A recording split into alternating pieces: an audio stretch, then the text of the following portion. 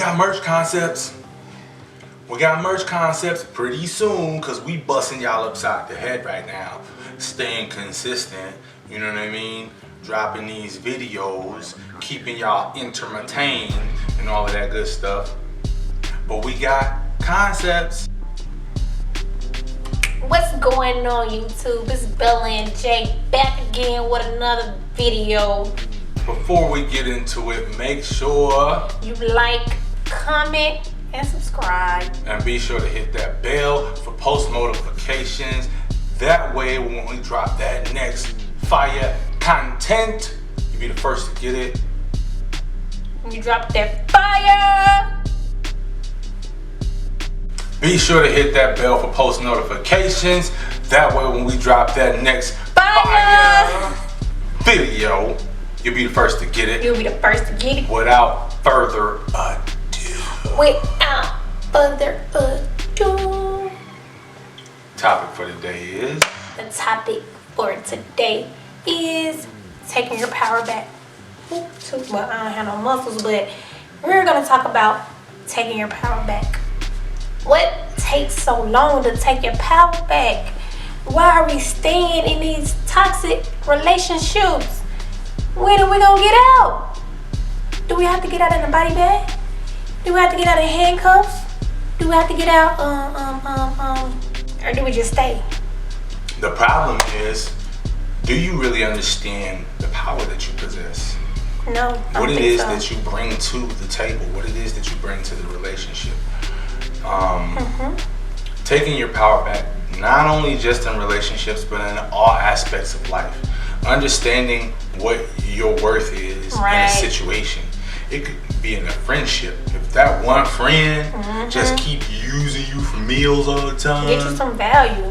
Value yourself enough to be like, nah, you're not gonna use me. It's 100 and 100. We're gonna split this up the middle. In relationships, situationships, take your power back. Know when he or she or situations or friendships are right for you. And if they not, take your power back. Know that you're good enough. Know who you are. Be secure in yourself. Stop giving these people access to you when they really don't even deserve it.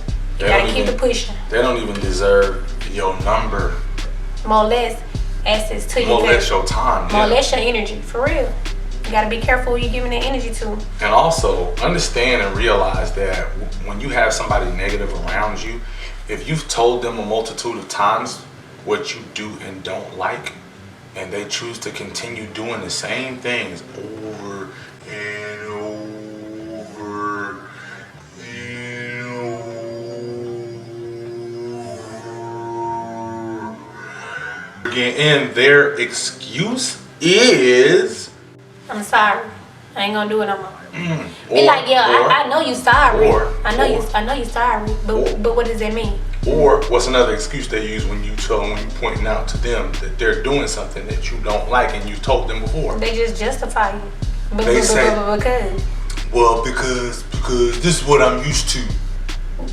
I'm being conditioned to, or this is how I was raised. Wow. Boop, boop, boop, boop. Right in your face. All up in your face, man. Come on now. When I hear that's how I was raised, it just touches my soul. A little spot. And you know, men, when you get a certain size, that's a certain spot in your back that you can't scratch no more because you ain't as flexible as females are. So we be trying to, damn man. Let me ask y'all a question because I want to know this. Leave a comment down below. So do you think just because you was raised a specific way that is right? Do you think that because when you was young, you were reared up to think that apples are orange and oranges are red, and that's right?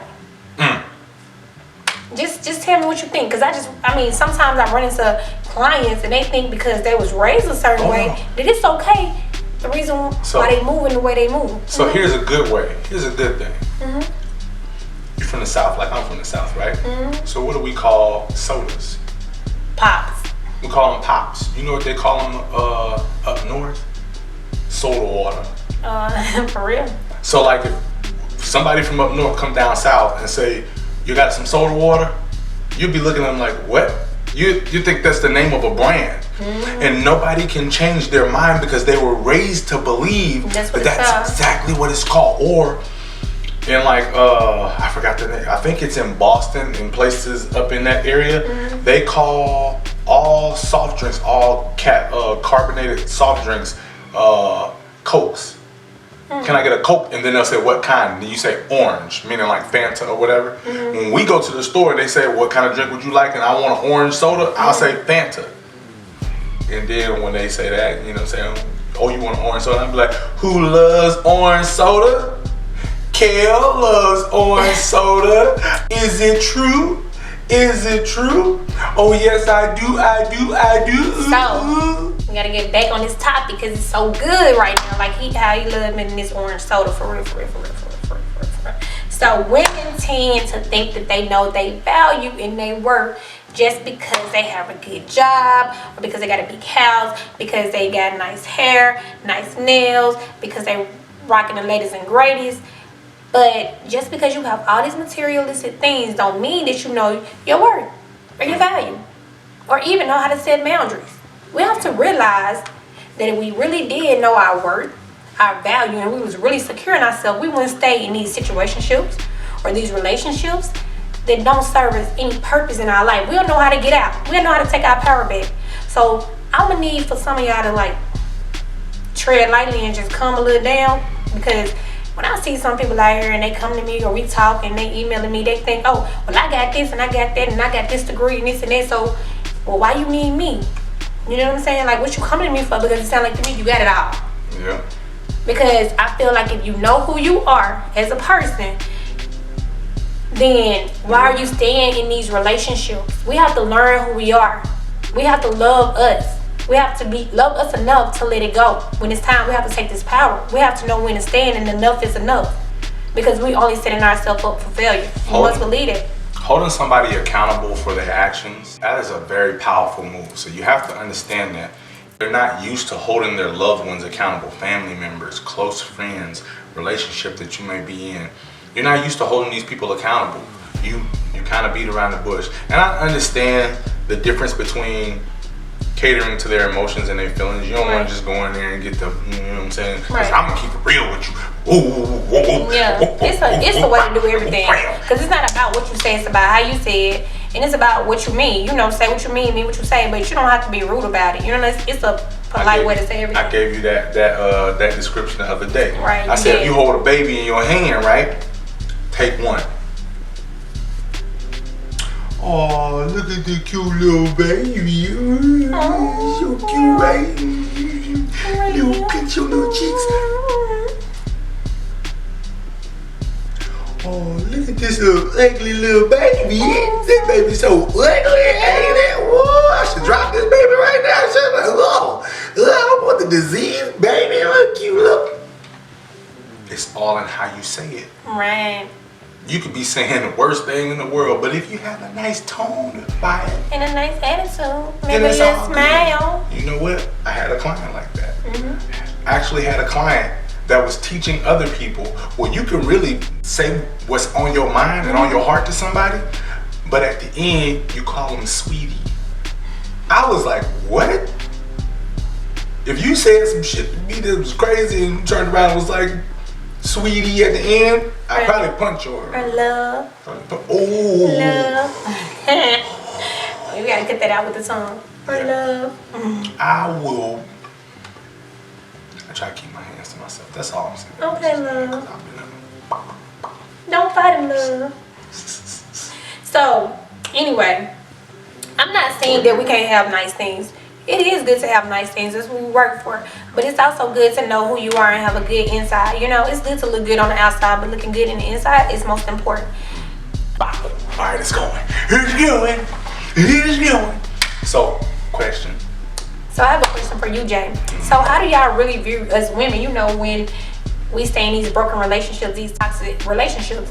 Say, you know, you with a female, right? And you dogging her out, you cheating on her, you doing all these things to her, but yet she's staying. I know you wouldn't do that, but it's just a question. I just want to know how men really view us when we stand in these relationships. I'm an upstanding gentleman. Superman.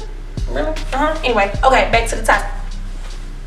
So, say, I'll change the scenario. Say, I'm looking at a woman who's staying in a relationship. Two things. You're either the man who's saying to himself, because there are some true to life lover boys out there, like Like they really like, you know what I'm saying? What do they call it? They're a lover, not a fighter. Not that one, but They ride or die. Like Bunny and Clyde. Like 4 flats on a Cadillac. Yeah, all that. But that guy, there's the guy who's like, damn, why can't I be that dude to be with this woman? So I could show her how to be loved. And why can't she show me the love that she's showing him? Because she's trying her best to love him so hard, to love him and act right. And you just want her to love you like she loves him. Exactly. But then, and this is the crazy part, the men that are like that, they think to a standpoint, they think to themselves, if she was to get with me, she would hold me to such a high standard. Like for instance, that dude cheated on her 6 times, 7 times, 12 times, had 2 babies by 2 different women while they was married. She stayed. She loved him. But as soon as, but then he ends up leaving her or something. And then, you know what I'm saying? And then they messed around a little bit and then finally, I get my chance. Finally, she 45 pounds. 45 pounds thicker than what she was before, and her hair ain't as long as it used to be, and she got a couple wrinkles and this, that, and forth. And she ain't high school skinny, but I finally got her. You got her. I finally got her. You know what she tell me? If you ever cheat on me, I will leave you, and I'll your car up. You bet not. You bet not. You bet not. You bet not. You better not do me like that. You better not. You see what I'm saying? You better not. That's how you say it. You better not. But that's how she talking. She like, you better not. No, that one girl that you call, hello, you better not. Yeah, that's what she'll do. She'll hold him to a standard that she didn't hold him to. And this is the crazy part. The new dude deserves it. He deserves the leniency because he's treating you the right way. Because he's the dude. He would never cheat. He would never step out. He would never do all these things. He's there. He's opening car doors. He's loving you the way you need to be loved. But yet, you don't know how to love him. But here, you still holding him accountable for the actions of the previous dude. Right. Or there'll be another dude. The other dude who will be the guy that's looking at that relationship and he'll be like... But sometimes I feel like men think that we're weak. That's why they keep on doing the things that they doing, because they know that you won't leave. You don't think that?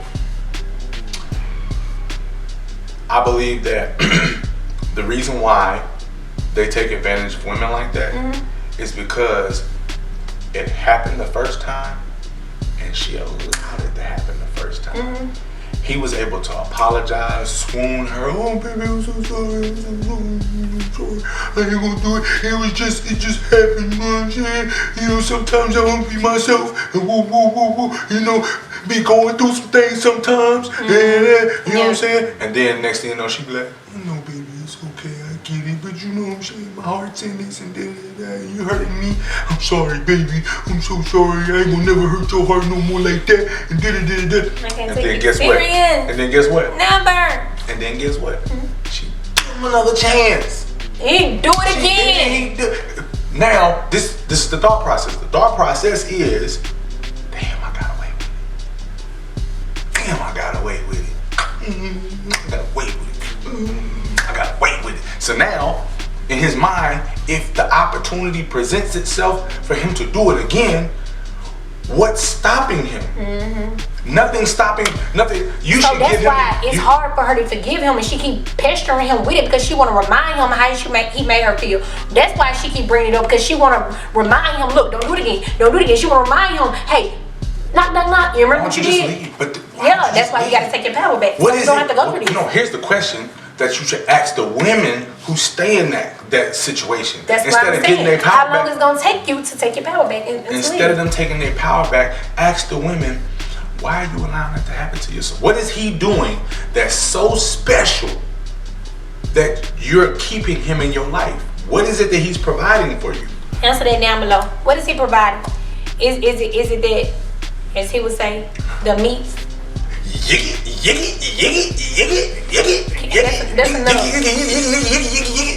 That's what he's doing. Okay, so what I want to know is, when are we going to start taking accountability for staying? Because they can only do what we allow them to do. Exactly. So we have to step up and say no and take our power back. I love y'all. Being said, be good out there. It's Bella and Jay out here. We got some merch coming. We got some merch.